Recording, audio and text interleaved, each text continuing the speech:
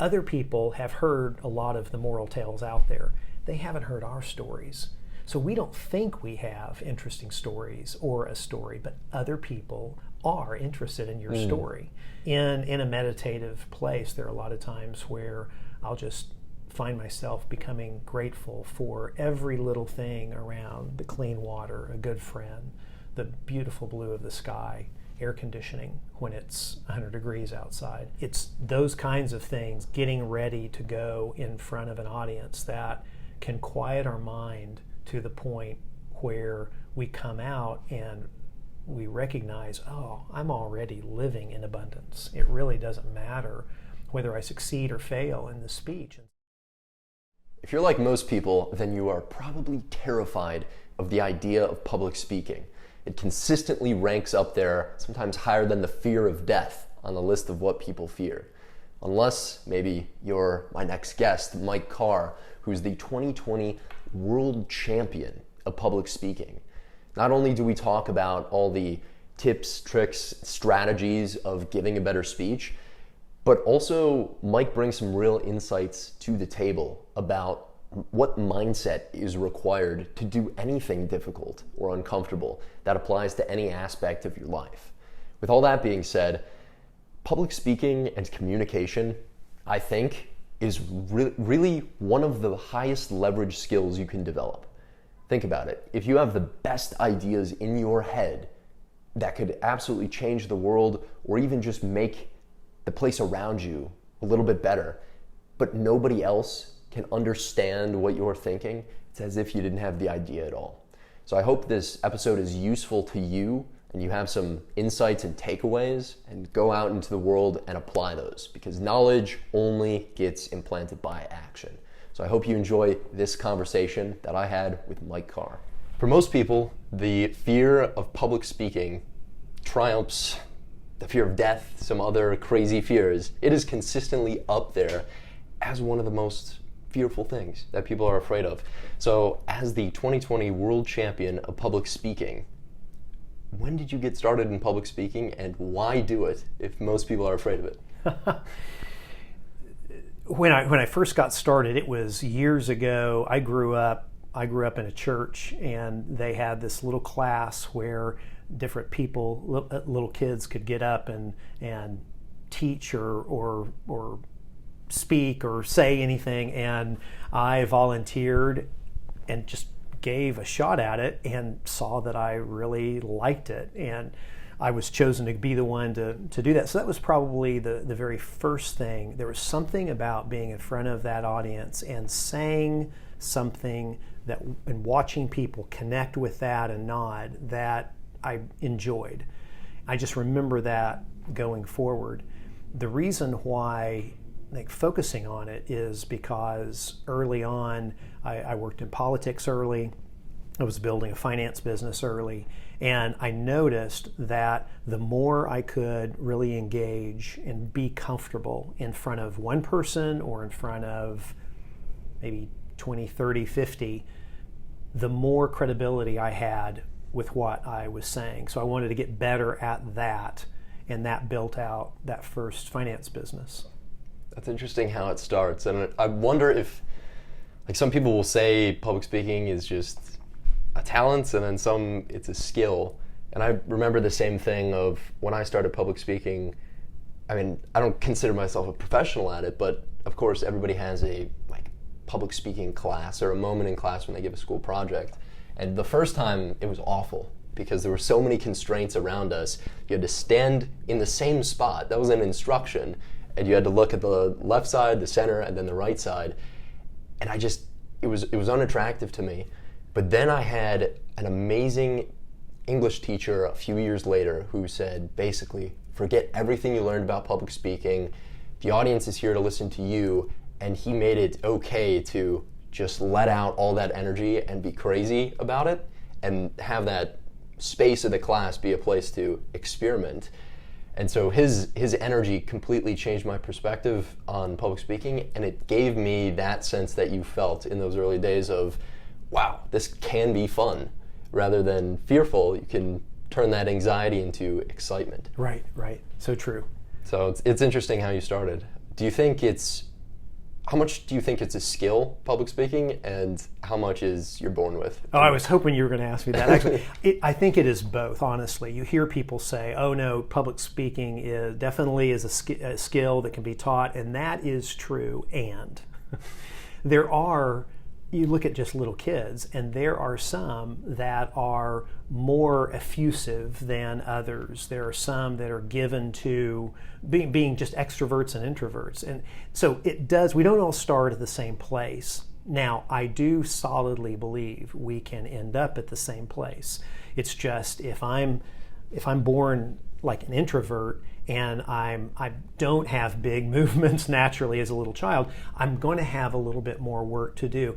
But that's true with intelligence. That's true with so many other things that we look at and we say, okay, maybe person A doesn't have to study as much, but person B does have to study more and builds a work ethic because of having to do that allows them to potentially overcome those natural differences in starting point. Same thing with speaking.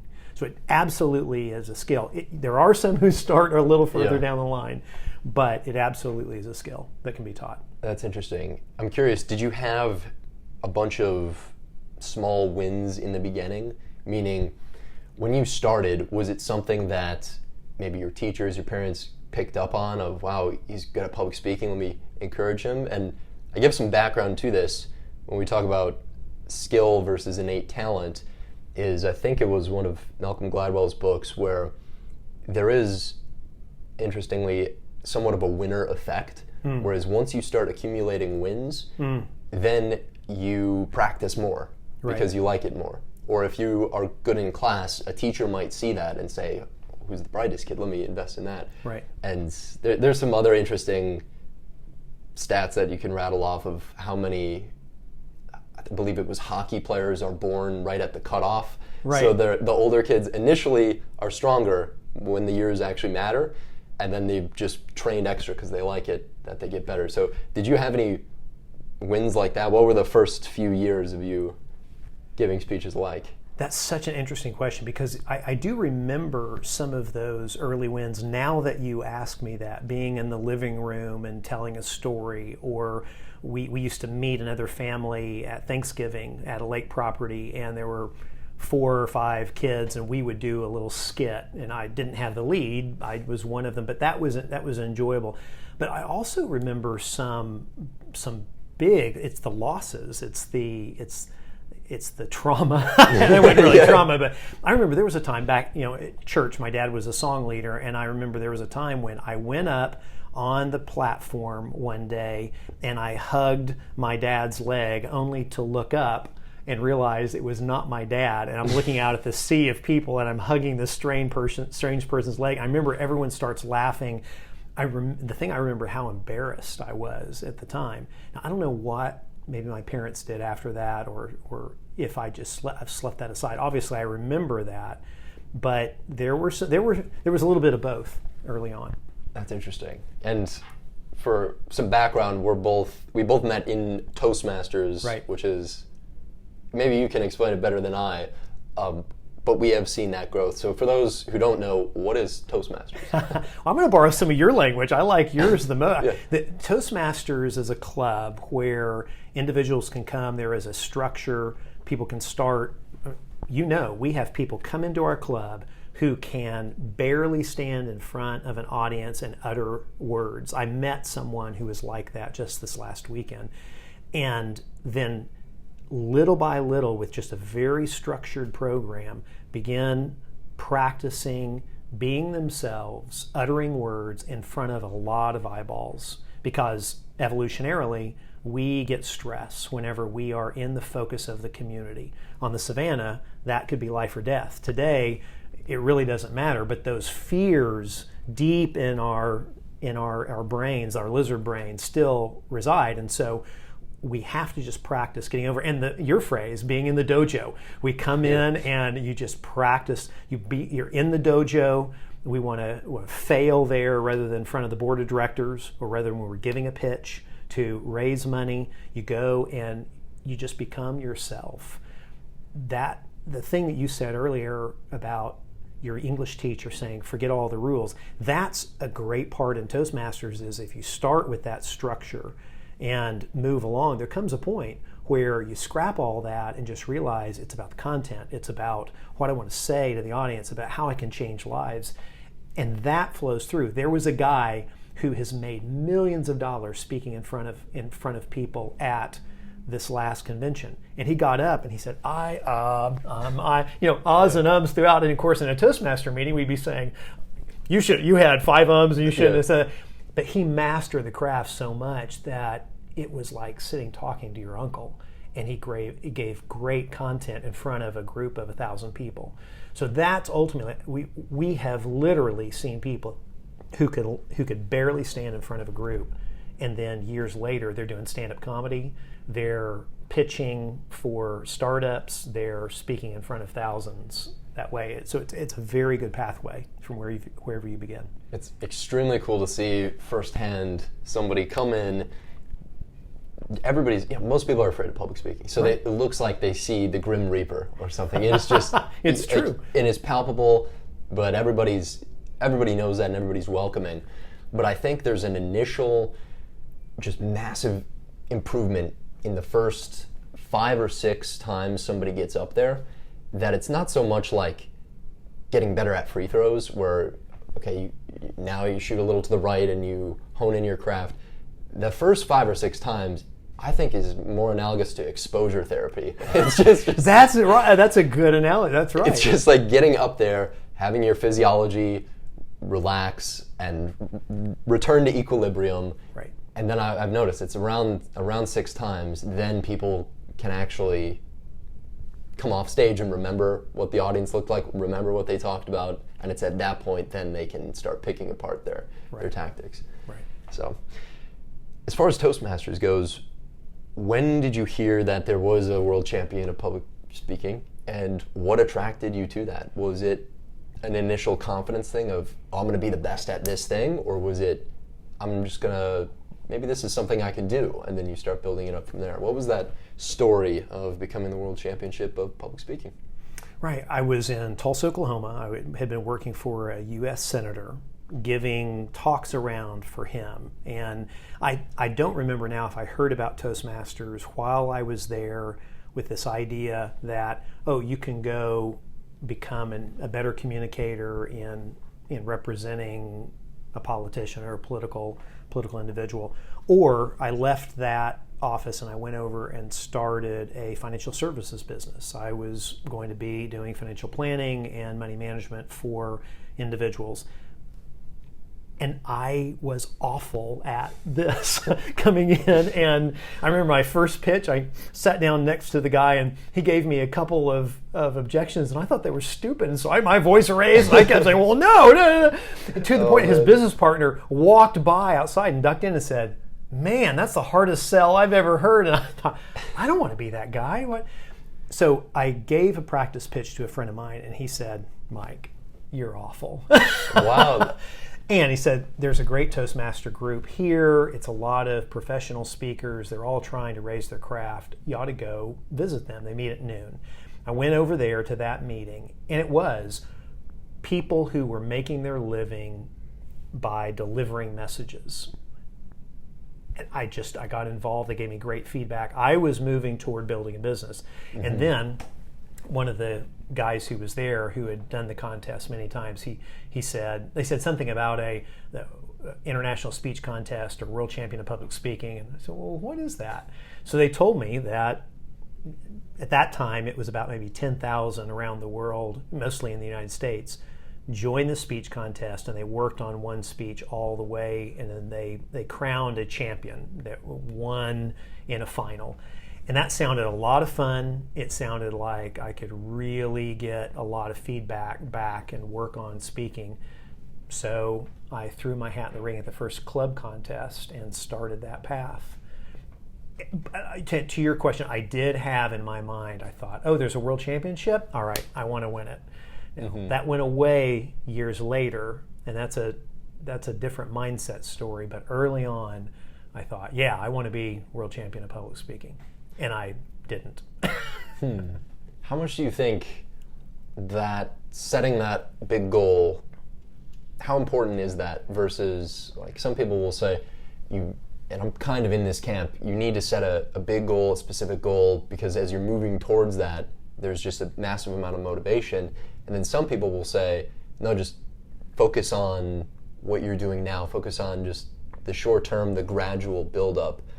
And maybe going bigger than just the World Championship, what do you think that importance is in terms of goal setting? It is a really great question. I'm actually trying to do some original research with some in the Texas A&M system and in the University of Texas system, psychology professors and business HR professors on that, because my story along that line is I had Zig Ziglar tapes running. My mom got me these Zig Ziglar tapes. So when I was maybe late elementary school through high school, I almost had all those memorized. It was see you at the top, and if you believe it and conceive it, you can achieve it, or anything. So I was very much big goal oriented.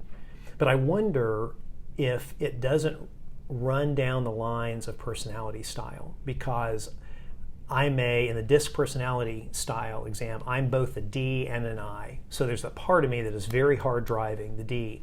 The I loves to have fun, loves human connection and engaging with individuals. So in my own person, whenever I was going toward that goal, this is a little counterintuitive to what a lot of us hear, but for me, the big goal got in the way. Whenever I would be getting closer to it, I could feel in my body the nervousness of what if it doesn't happen, or I feel it coming, and the fear would rise up. I don't think I ever self-sabotaged, but I would get on stage as I went further in the contest, and my nervousness would become apparent because I was getting closer to that goal, and the intensity and the stakes were rising.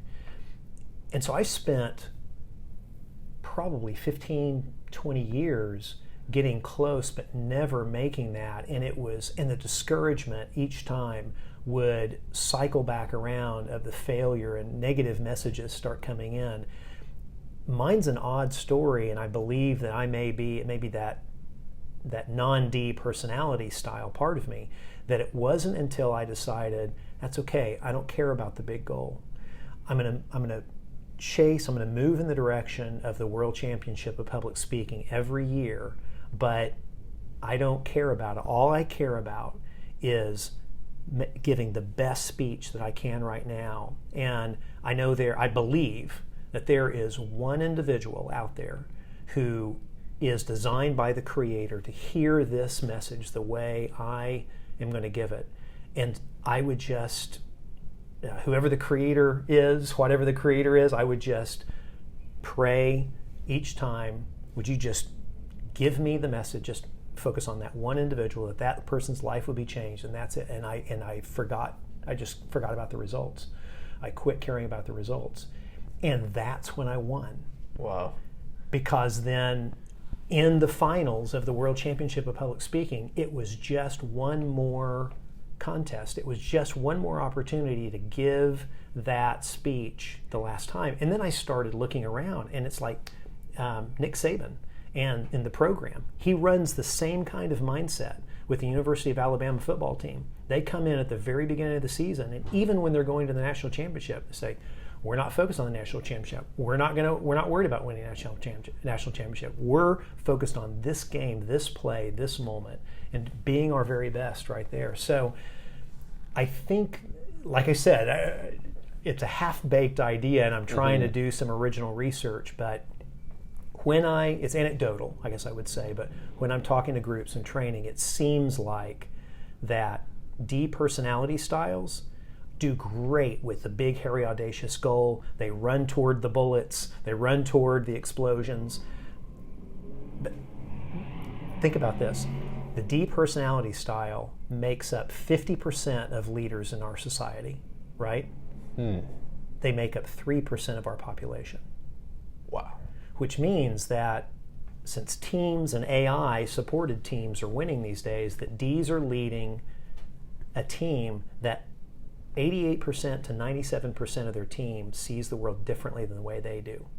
And then we begin to wonder why the services industry is having such a lack of innovation and productivity.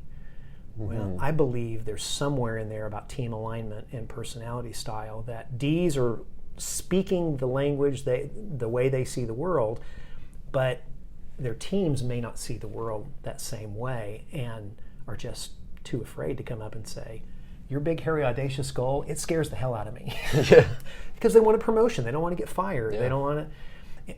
But there can be cohesion just with a slight tweaking of messaging for different people. So it's an unorthodox answer, but yeah, it worked for me. And when I really dig down, it seems like it works for a lot of individuals also.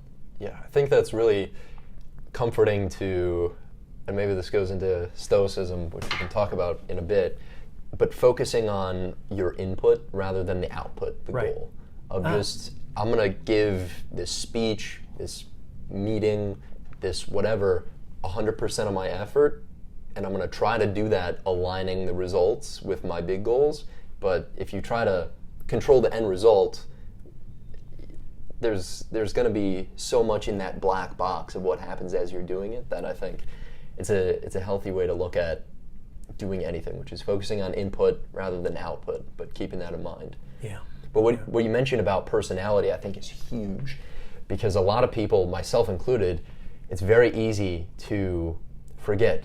People are different. People have different personalities. Right. Yesterday I was talking with Gordon Doherty, the co-founder of Capital Factory, about what is the difference in temperament and personality of people who start companies versus run them and manage them and grow them. And it does seem like it's so easy to forget that other people are running a completely different software program. And if you can understand that I think I've been noticing is where all the power lies. Right. I don't need to know how to do something, because somebody who has a different life path than me might be able to solve this 10 times quicker than me. Right. Or to even fathom that somebody could be more creative than you seems, there's a magical element of it that's hard to grasp, but I think extremely important to realize. Oh, it's so true. I'm doing an increasing amount of executive coaching, and we see so often the person who founds the company is not the person who scales the company. And so many founders try to hang on and use and operate in a style or temperament that is not theirs. They're startup people. They're not scaling people. And scaling people are not startup people. But they're the companies that seem to have gotten it right, that a lot of founders seem to, they will start it, hand it off to a CEO, and sometimes that's in a sale to a PE firm or something else, and the scaling CEO, but then the founder peels off to start the incubator underneath the growing company and goes and does it again. Doesn't have to go out and raise money they get funded by the company as the company scales. It's Loonshots, you're probably well familiar with. I'm a big fan. I'm in the middle of Loonshots, the book right now. No, I'm actually not. I haven't heard of it. I'd recommend it, right? Okay. He talks a lot about the structure that way. And so anybody who's interested in trying to remain innovative inside of a company that is scaling, I'd recommend the book Loonshots. Really good thought product. Yeah. Here's a question I think a lot of people are wondering, especially at Toastmasters. Do you get nervous when you speak? It really depends on how much weight is on that message. If I am getting up in front of a small group of friends, then I don't get, and if I have my mindset in the right place that, oh, these are friends and they love me, I love them, and we're going to laugh together, I still get a little nervous. if I'm getting up in front of a lot of eyeballs, we have a big club, and if there are a lot of people I don't know, it's that evolutionary thing that kicks back up. It's what will the community think? And I'm getting gray in my beard now. Am I things that I say? Am I beginning to age out? And those kinds of fears that I think everybody deals with start cropping up. Or if I'm moving into, like, if I'm trying to raise money, or if I'm going into I have an investment firm. If I'm going into a large pitch that there's a lot on the line, then those nerves come up a little bit as well. Not if one of the reasons I'm still actively involved in Toastmasters is because I'm getting my reps, and I notice that those nerves come down the more I'm practicing. So yes, but that can be minimized. When you do have those high stakes pitches or speeches, are there any techniques or things that you do before? I know some people will either focus on their breathing, maybe they'll do an actual breathing exercise. Some people will have, some of the NLP people will have their anchors that makes them either confident or comfortable. Is there anything like that, or do you just say, you know what, whatever happens, happens? Mine are all mindsets, really, if I think about it. Getting myself in the right mental or the mental position where I have noticed that I perform the best. One of them I mentioned earlier is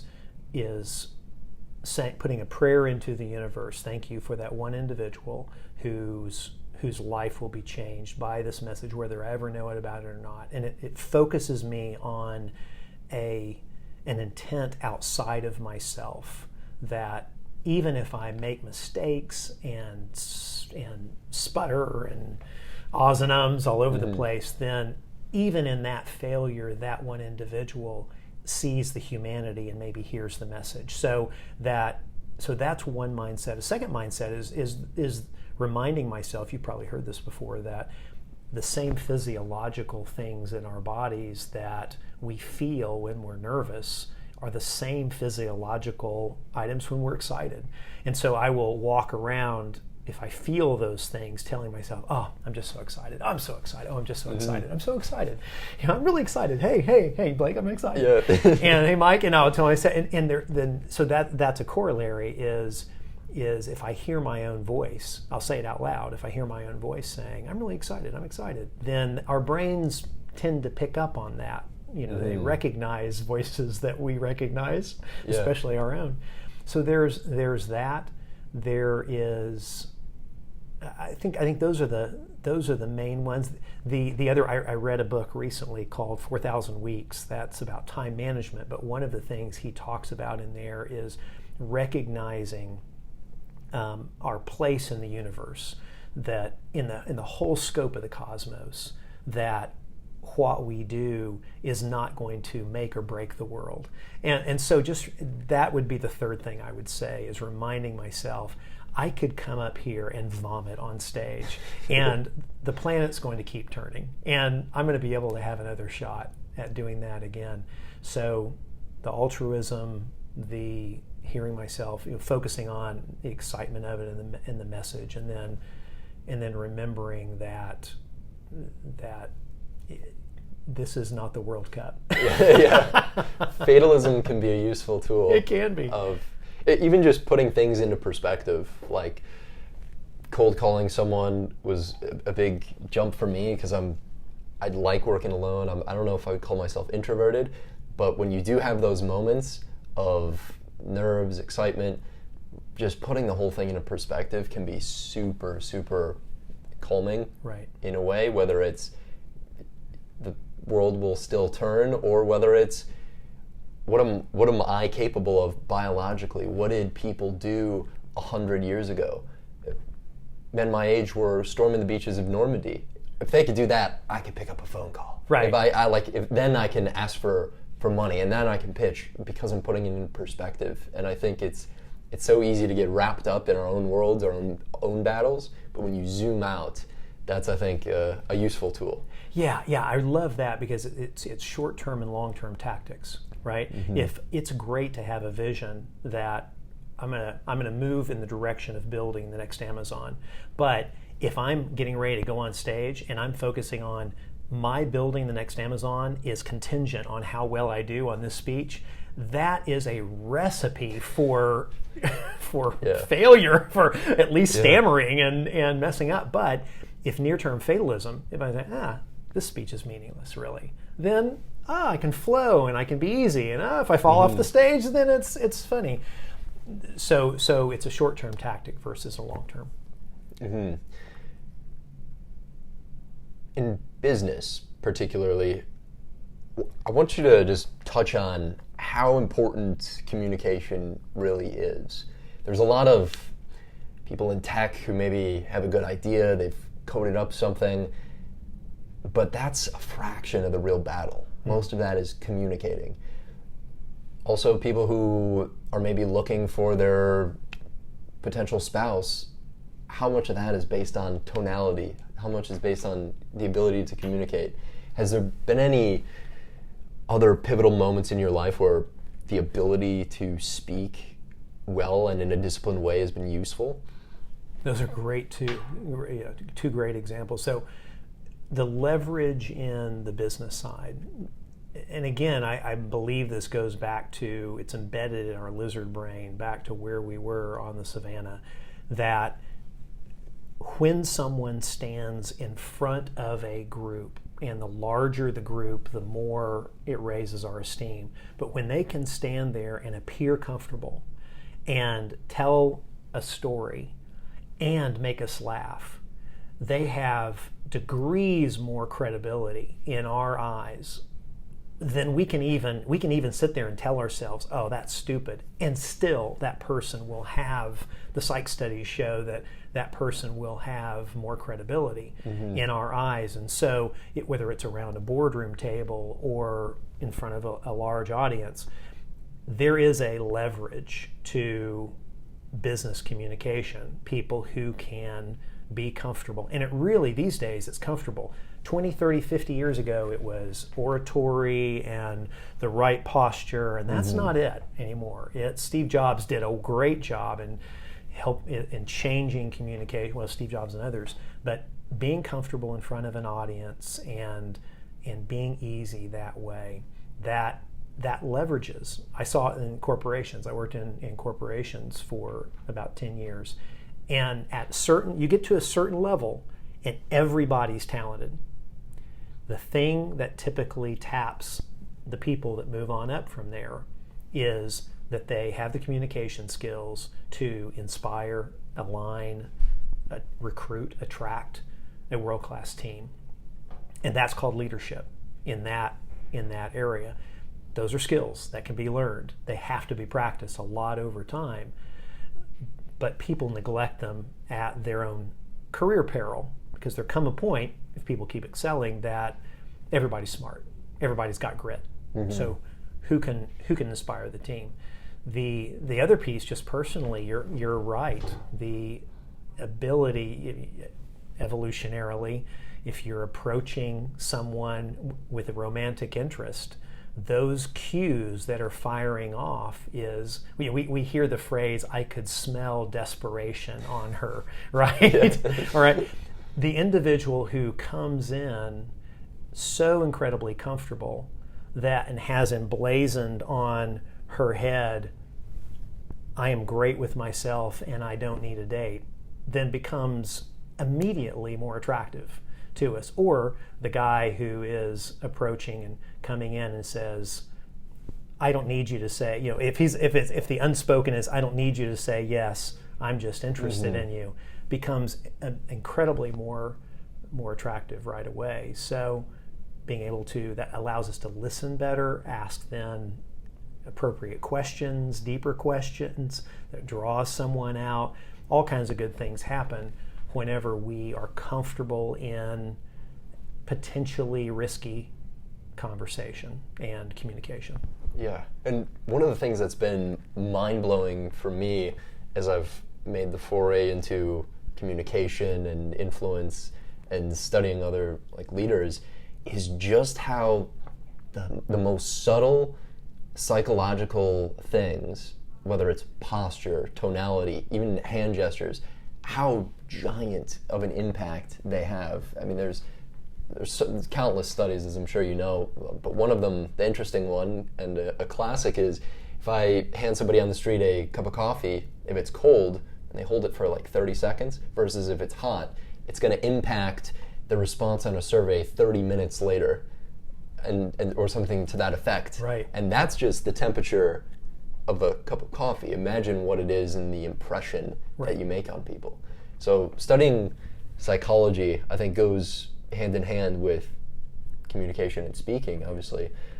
I will tell you, that's why I like mindsets better than techniques, is because techniques are up here. We have to think through if somebody, whether it's a romantic engagement or where we get asked a weird question in a pitch or in a business setting, but if we have the mindset, then it just flows. And the nuance change in our face when we hear that, it runs along in continuity with what we're saying. Whereas if we're thinking techniques, then we pull back, our eyes widen a little bit, we think about what we're saying and come through. And we humans pick up on that kind of stuff, just like you were saying. That's exactly right. Totally. And one of the biggest, I don't know if it's a psychological mechanism, but what's been interesting to me, especially as I've heard more and more speeches just from coming to Toastmasters and then reading more about great leaders or great communicators, is the power of a story. There is something about it, as you know better than anyone else, that just grips people. How have stories been useful to you, and what's your take on them? Because whenever somebody like you or somebody else starts a speech with a captivating story, I can almost sense in the room there's a different movie going on. People are drawn in, they lean forward. How important are stories in public speaking? Oh, yeah, much more important than I used to think they were, and they're probably actually more important than we think they are today in the society, because that is the way we have communicated as humans for millennia. That is the way that we made sure that grandchildren knew that the bear is over there and the lion is over here, the creek is over there, in the stories that we would tell. So we're hardwired from in the deepest parts of our brain to listen. If you think about it, you're trying to study and something comes on the television, a story, it is so hard to turn to turn away from that. So early on, I did not think stories played a part at all. I thought I had compelling data, compelling points that needed to just be told. And so I would spend my time saying as much as I could in declarative statements, and I would say these things very enthusiastically and think that's what would grab people's attention. And people would not remember what I had said. And then I saw myself, someone else, speaking the way that I spoke, and I got bored. I got bored. And they were saying super interesting things that could make me a lot of money, and I had such a hard time zeroing in on it. Followed by a speaker that got up and started with a story. And the story, I didn't even know where it was going, but I was locked in there. He wrapped the story and made a point. Days later, I could not remember the main points the first speaker had given, and I still remembered the story and the point from the second one. So they are vitally important because they're sticky to the brain. And so many people underestimate how big stories are, and so it's also a differentiator. We talk about how important stories are, but go to any tech conference. My focus niche is banks and finance, but I get hired by a lot of tech companies to come in and we talk about communication. A lot of great information, very little of it sticky. So it is a differentiator again that can get someone noticed that way. Yeah. Well, one of the even more interesting things, rather than just a story, is there seems to be a pattern of a good story. So obviously the classic hero's journey pattern is one that's been repeated for God knows how long, but there's an interesting idea called the Lindy effect, basically the longer that something has been around, the longer it will tend to stay around. And so time acts as a filtration mechanism of what ideas are most fundamental. And in terms of stories, it's interesting to see the same patterns in, say, the oldest stories, whether it's the Bible, the Quran, some of the earlier Greek myths. Something like Harry Potter, which is relatively new in humanity, I don't think it's a coincidence that it was a massive bestseller that has changed culture, is it follows that same pattern of the hero's journey, but also, I think, what you said of using almost a story as a Trojan horse to get in an idea, to have it stick way more. And I think that's why parables have been so big, is you don't just say declaratively something, or you ought to do this.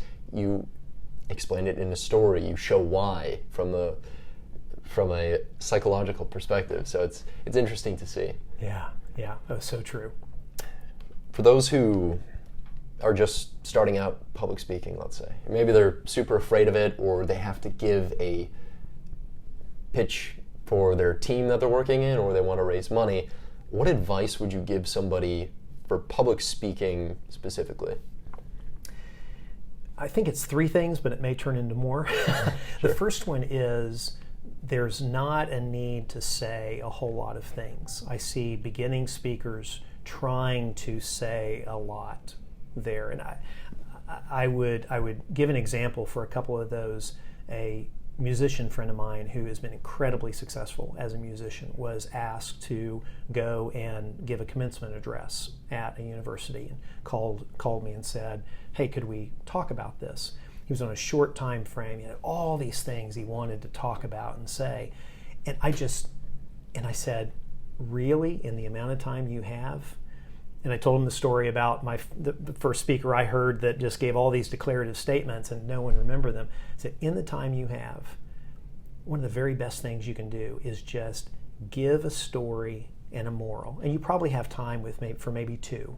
Think of these 2 points that are most important to you, and a story and a moral from your own life. And that's the second thing with beginning speakers, is we all remember our own path very well. So it makes it easier to talk about, stand up in front of people and talk about. Other people have heard a lot of the moral tales out there. They haven't heard our stories. So we don't think we have interesting stories or a story, but other people are interested in your story. So to tell a story based on your past and the moral, that's a really solid speech and beginning point right there. You know, in Toastmasters, the first speech they have is people come out and they'll say, you should talk about yourself, tell part of your story. It makes it easier. It's easier to tell that. The third point would be the story and the moral. Don't talk about too many. Try to talk about too many things.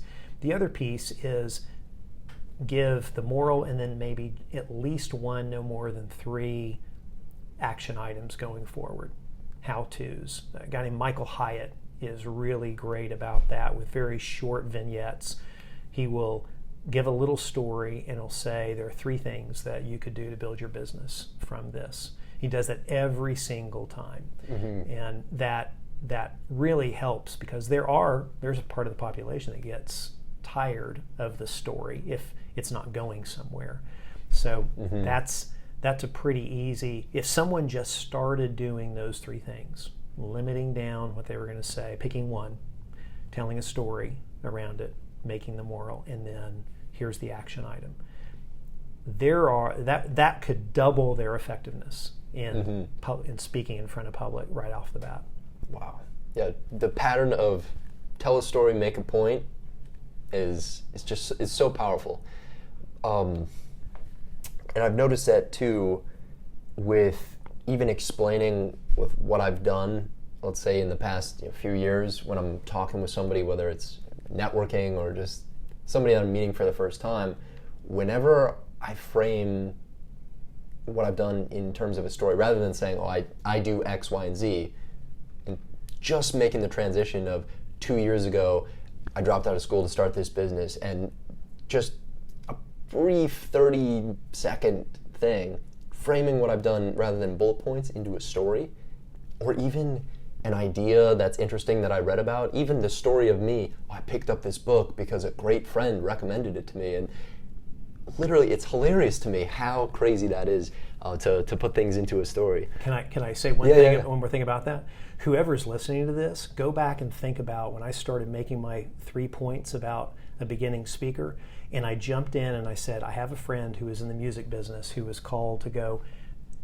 I would bet that over 85% or a lot of your audience, if they think about when their attention grabbed in, it was when I said, I have a friend who's in the music. I started that story. They were probably half listening before that, and their attention got caught. Mm-hmm. So this is a good experiment for anybody who is listening to that. That may be the proof in the pudding. Absolutely. One of the interesting techniques that I've found useful is in the first 4 seconds, establish yourself as somebody worth listening to. And in the most subtle ways, so much can happen in the first 4 seconds. And there's only so much you can say. So it really does come down to how you say it. But if those first few words are a story or they're social proof, love them or hate them, Trump uses so many psychological tricks, one of them being social proof. And I'll bring this up to some people, and they always laugh when I bring it up, but instead of just saying, I do X well, like I do X well, this is what I do. Instead of saying that, saying, people tell me all the time, I do X well, or people say that this is the greatest place ever. Just in those first few seconds, using social proof, like I'm sure people do say that, some. It's crazy how those techniques work right off the bat, but... Right. Persuaders ignore those examples at their own peril. Yeah. It is right. So in giving a speech, which is extremely uncomfortable for a lot of people, and you do get better at it, but also in life, I've found, and you have as well from our previous conversations, that meditation is extremely useful. When did you start getting into that, and have you noticed an impact in public speaking, but also professionally? Yes, all the above. I got into that, I couldn't say exactly how many years ago, but I lived the majority of my life before I got into meditation, and I wish I had done that earlier. Meditation helps a lot. I mentioned mindsets earlier, and being comfortable in front of an audience, and that's a lot of mental disciplining our minds to think in a certain direction rather than in other directions that are trying to grab us and haul us away. And meditation is the best practice that I have run across for the mental discipline of guiding my mind to a certain thought process anywhere else. It's also great about gratitude. In a meditative place, there are a lot of times where I'll just find myself becoming grateful for every little thing around: the clean water, a good friend, the beautiful blue of the sky, air conditioning when it's 100 degrees outside. And it's those kinds of things, getting ready to go in front of an audience, that can quiet our mind to the point where we come out and we recognize, oh, I'm already living in abundance. It really doesn't matter whether I succeed or fail in the speech. And so I walk from a place of abundance, psychological abundance in every other way. It allows me to be more comfortable in front of a group when the stakes are high. I know a lot of people now it's more vogue, I guess, or not vogue, but acceptable to really be into meditation. But for some people, especially people like a lot of the parents out there, it's put into a box as like woo stuff.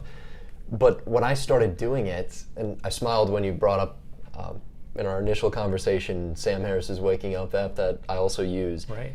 It's really nothing like magic or woo.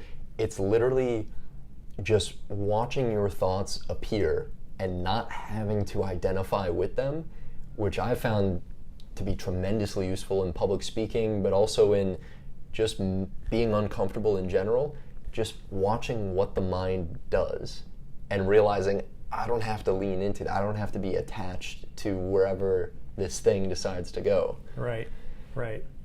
Yeah, if there's anybody who is, I don't know if there's anyone less woo-woo than Sam Harris. I mean, if Sam Harris was sitting here, he probably would have gone, anytime I said the creator or anything like that. He wasn't. But he comes at it from a completely psychological and rational perspective, and what meditation does for the brain, and all of his work in neuroscience. So, I would. Someone doesn't have to like Sam Harris to get the benefits from meditation, but it is just. To me, it is first and foremost a mental discipline. The same reason I go to the gym is the same reason I meditate. I'm just working different muscles in those two different places. That's a good way of putting it. And I think it was either Sam or somebody else who explained this on, it was an app or a video or something, that you don't, just like the gym, you don't do it for the immediate benefits. You build up the muscle so when the day comes, God forbid a relative dies, or you're just hit with Murphy's Law times 10, and just everything going wrong, that's why you do the training. And I think that's a really useful perspective to have. It's just treat it like the gym. Yeah. No, it's really true. I had someone recently, we had some time together, just look at me after hearing kind of a path over time and said, wow, you've had a lot of stress and tragedy in your life. And that is true, and tools like meditation help get in a mindset to be resilient, to go forward, to weather through storms like that, and to find joy, like I said, in a glass of clean water. Yeah, absolutely. And on that topic of just a philosophy, a way of looking at life, we've had some previous exchanges about Stoicism, and you have been just a great resource of hooking me into the Stoicism philosophy. Oh, good. I'm glad. I've read Meditations. Ryan Holiday has been great. I've been reading a lot of him. How has that journey of discovering Stoicism been for you, and what value do you get out of it? And maybe explain Stoicism a little bit for people who don't know. Right. Stoicism, we have a different connotation of Stoic today than the Stoics years ago. Classical Stoicism was really three writers, but they got stuff done in the world. The first was Epictetus, who was a slave in ancient Greece and worked his way to freedom, originally writing the original writings that Seneca, the second big Stoic writer. Seneca was the Warren Buffett of the Roman Empire. He financed the expansion of Rome. He was best friends with the emperors, and he practiced a philosophy that said he would be happy with nothing, with very little. So when he was exiled by Nero, and I think it was not Caligula, but I think Nero was the one who exiled him, all of a sudden he lost everything, and his disciples wrote that he was as peaceful with the rock that they put him on in the Aegean Sea as he was with all his wealth. And then when all his wealth came back, it was like he never changed. There's a philosophy in Stoicism that says that it's like our life is like we're at a big banquet table. And most of us, we see the plate being passed on the other side, and we want that, and we start to reach across and grab it, but that's not our lot in life. That when the plate is passed, what comes right in front of us, whether it's extreme wealth or extreme poverty, we can find joy in whatever is placed in front of us. And that's a tenet of Stoicism that way. The third big writer was Marcus Aurelius. He was the last great benevolent emperor of Rome, literally the most powerful man in the world, and wrote a diary. His diary survives, and it's called Meditations. He wrote it for himself, didn't write it for anyone. They found it after he died. And he writes things to himself like, remember that you will not care if your name is on buildings or what you have accomplished after you die, that Alexander the Great is buried in the same ground as the man who kept his donkeys. He wrote that to himself to remind himself, push forward, do your duty, create excellence, but don't read your own press. Don't let it go to your head. And so he remained peaceful that way.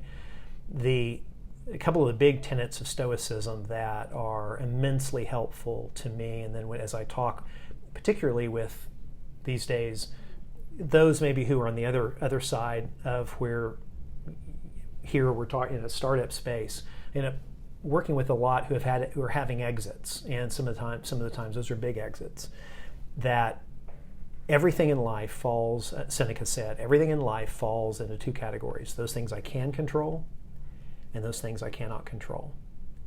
And those things I cannot control, I should completely divorce myself from any emotion attached to things I cannot control. And if you think about it, it makes sense. If I don't like the weather outside, the fact that I get all angry about it, it does not affect the weather at all. And so the real energy should be spent not caring what the weather is outside, divorcing any emotion from those things I cannot control, and just taking action on things I can control. So you think about the political environment. I can't control the complexion of Congress, me and myself, right? So I should not concern myself at all with whoever rules Congress right now. But what could I do? I could walk neighborhoods. I could give to whatever cause I believe in. I could grab friends and try to convince them. Take action on things only I can control. And then finally, the other thing, it's really fascinating. Seneca is the Warren Buffett of the Roman Empire. Once a month, he would go to a town where no one knew him and dress like a beggar and beg for his food all day, just to remind himself that he could be happy with nothing. And that's one thing that we don't realize, that hedonic treadmill is a real thing. You sell your company for $10 million, and all of a sudden you're hanging around people that sold their companies for $100 million. You're going, well, I'm not successful. What did I do? I've been lazy. I haven't done that.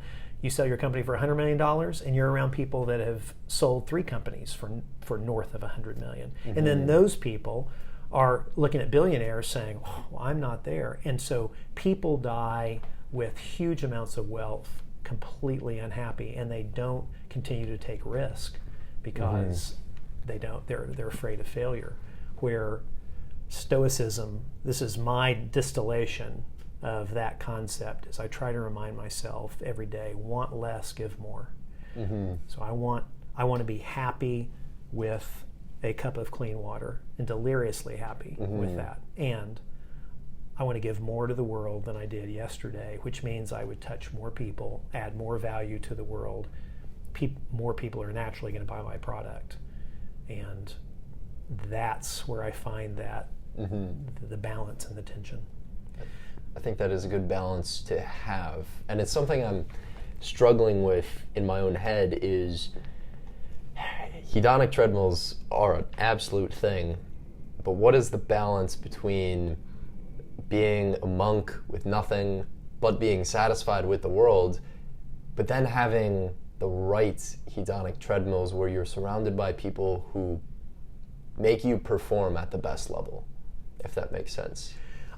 To me, that's why I like Stoicism over Buddhist philosophy, or what would else fall in that category? Some others that you mentioned, the monk and I want to. I say a different S word, but I want to get stuff done in this world, right? Yeah. And so I don't want to be sitting in a room like this or in a temple and just contemplating. That's where I see the Stoics, I think, at least for me, hitting that balance where they made an impact in the world they lived in, and they had such peace. One of the highest values of Stoicism is tranquility. And you had the first investment banker on the globe in Seneca, and the Emperor of Rome, the person who was running the world at the time, in a very tranquil setting, being personally tranquil, having that as one of their highest good. The two are not mutually exclusive. We don't have to take a writer's crop and beat ourselves to move faster. Strivers naturally look at a world and become curious and we want to improve things and fix things. So it's getting rid of, I think that's what Stoicism helps mow down the speed bumps rather than making us losing the word here, the not atrophy but apathy. That's the word I'm looking for. Right. Making us apathetic. Mm-hmm. So I think it's a difficult balance, but in Stoicism, I believe that shows up. Yeah, it's because you don't want to be, I don't think, a fulfilled monk, but have your potential unfulfilled, only be living 1%. And so I like, that's what's attractive to me about the Stoic philosophy, is having a duty, having your responsibilities, and really striving to add as much value to the world as you can before they put dirt on you. Right. So. Right.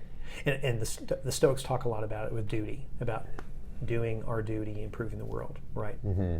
Besides, you mentioned meditations, maybe not Stoicism, but in general, have there been any books that have been impactful for you personally?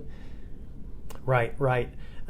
Duhigg's The Power of Habit was really wonderful. I'm a big adherent to Kaizen, the Japanese philosophy that actually was begun by an American, Edward Deming, just pre-World War II, and then used to build Japan again. And Toyota adopted it to do what Toyota has done. So Kaizen, it's the idea of slow, incremental, but constant improvement. So Kaizen mixed with Stoicism, mixed with a little bit of Wuxin. There is a little-known book called Aphorisms for Thirsty Fish by Wuxin, and he was a 4th century BC Chinese philosopher, and the name Wuxin translated means the one who will not be remembered. So he even published under a different name this idea of turning the hedonic treadmill in the opposite direction and still providing incredible value to the world. But Kaizen, I would say, is a really good philosophy that runs in tandem with that, to keep us constantly improving in our habits in the direction of where we want to go. Looking at the world from an individual perspective, are there any good communicators, or maybe even just leaders, that you look up to? You mentioned Marcus Aurelius. Are there any others, maybe historical or contemporary, that you just admire the way they portray ideas and the way they lead? Yes. Right now, it's interesting, the people that I am appreciating the most are comedians. Interesting. Yes. Hannah Gadsby, whether you like her messages or not, the way that she couches a message that is moved to change the culture in comedy is brilliant, is absolutely brilliant. So Hannah Gadsby is one of those. Mike Birbiglia does. He doesn't look to change the culture as much, but he definitely has a message in his comedy shows, and so you find yourself engaging with them because you're laughing so much, and laughing together is bonding. So it makes us more open. It's one of the reasons Ellen DeGeneres has done such a great job with her community, spreading ideas just through being a nice individual, seemingly nice individual. I never met her, and being funny.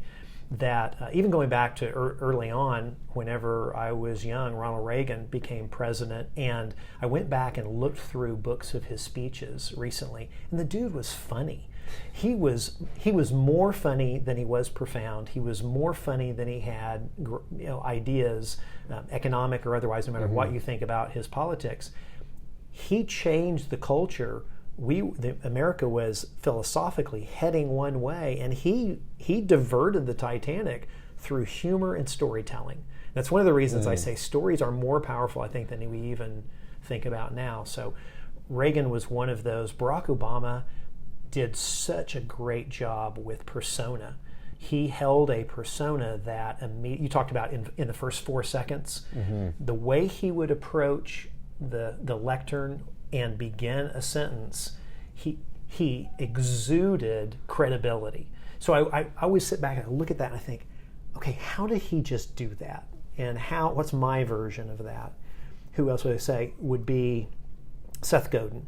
I think Seth Godin has a very unique style in his own style, but he is changing the culture in the way that he not only speaks in person, but also in his podcasts, does a fantastic job with storytelling, anecdotes, and dripping little by little, changing those. So that's who I would say. Oh, one more, Michael Jr. Michael Jr. is a comedian, and if you look up his TEDx talk, he is hilarious, and it's a little micro masterclass on how to do comedy. And then I just remembered one more is the just crowned 2022 world champion of public speaking. If you look him up, Cyril Jr. Dim. He's from Poland, grew up in Zimbabwe, and that guy, if you look at his winning speech, if you just Google that, he can deliver a message in 7 minutes that just changes the room. Wow. Just a brilliant, brilliant guy. Youngest world champion of public speaking ever. Wow. That what you mentioned about comedians it seems like comedy is a completely different skill set, and I've had the opportunity of meeting a few comedians, just people who do stand up here in Austin, and it's almost like they're a different breed. I mean, those who really have a good grasp on what makes things funny and knowing their audience, I don't even know it's more than a skill. It's such a deep intuition, I think, that's super interesting. But in terms of being inspired, because you can be inspired by other leaders or even inspired by the energy of somebody just doing a stand-up gig, what inspires you in general in life? What are you passionate about, motivated by? For some people it's curiosity, others it is competition on that hedonic treadmill. What motivates you? I would say 3 things. The third would be pretty brief, but the first 2 work together. There was a book written called by 2 economists about soccer. I'm a big soccer fan. What causes a soccer team to win? And they looked at it from an economist viewpoint. So they just poured through the data. The conclusion was the team most likely to win is the team that has home field advantage.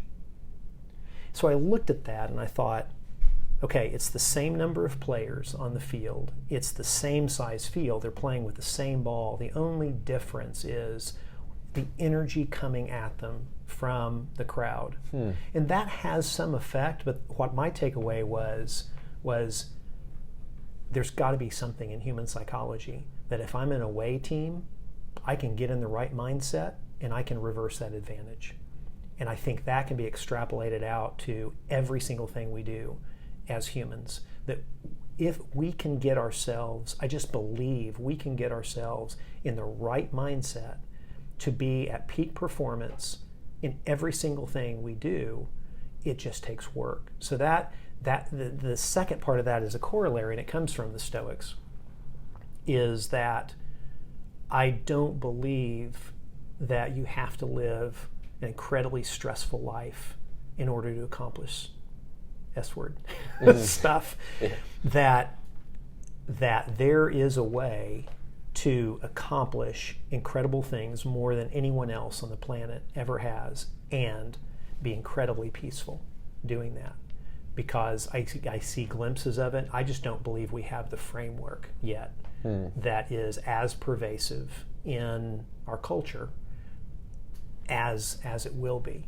But I'd say that's the biggest thing that really drives me, and I'm fascinated by.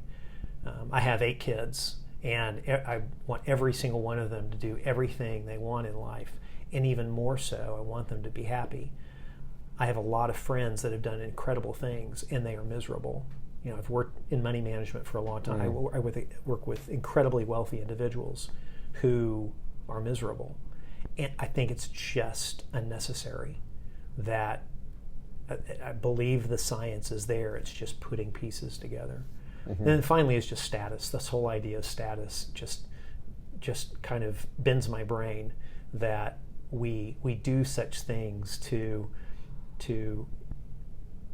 always be rising in status, lowering in status, and I find that really fascinating, because I don't think it really means anything. Right. But that's a curiosity. But it's that's still there. That's right. It's still there. It is. Yeah. If you could go back in time and talk to your 18-year-old self, your 20-year-old self, what would you tell them? Maybe a piece of advice, a recommendation, or even a warning? Right. I would, much of what we talked about today, I think I would give them Ryan Holiday's book, The Obstacle is the Way, and The Daily Stoic. And I would tell them that goals are great for a direction, but discouragement is the biggest enemy. And so if you're making progress from yesterday, or from last week, or from last year, that's the win. That I would suggest, don't measure how close or far you are from the goal, because it's a lot like investing. If you think about a stock market, it doesn't go in one straight line. There are times of massive correction, like from 1962 to 1982, 20 years, the market grows zero, followed by 20 years of where it gained all of it back and more to get on to goals. If somebody is sitting in 1978 looking backward and say, I'm so far from my goal, it becomes too heavy a weight to carry. And life is like that. Life has times when you're in flow and when you're in ebb. So I would tell them that pick a vision that's big, and that vision. And I would also tell my 18-year-old self that vision is it's at the center of a Venn diagram, what I'm good at, what I love, and what I can make economically viable. I happen to have 2 businesses right now that are at the center of that, and don't tell my clients, but I would do them both for free. And so it's just so much fun. Yeah. And I'll probably never retire, because I hope I don't have to, because it's like I'm doing hobbies every day. I think that's also that life is super long, and risks are great. Failure's an amazing teacher. I can't count the number of people that have failed. The lessons they learned in a failure was the exact thing that propelled the thing that made it for them. And they never would have made it had they not had that colossal failure. So life's long, and give yourself a break. Just keep steadily moving that direction, and don't pull the ripcord too quickly. Well, Mike, this was fantastic. Couldn't ask for a better podcast. I got a lot of just tremendous value out of this, and I know other people will as well. So where can people find you if they want to learn more about you, about what you do? Oh, great.